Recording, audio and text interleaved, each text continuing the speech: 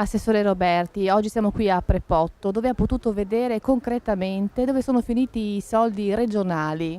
Beh, è stato una gioia venire qua a questa inaugurazione, anche se l'anno scolastico è già iniziato da un po' ovviamente, ma perché quando prendiamo dei provvedimenti e stanziamo anche delle somme di denaro, alla fine quello che ci passa sotto gli occhi sono dei semplici documenti. Poi arrivare qua e capire effettivamente, vedendo i bambini felici di questa nuova provvisoria scuola in attesa della risistemazione della sede definitiva, fa sicuramente tanto tanto piacere.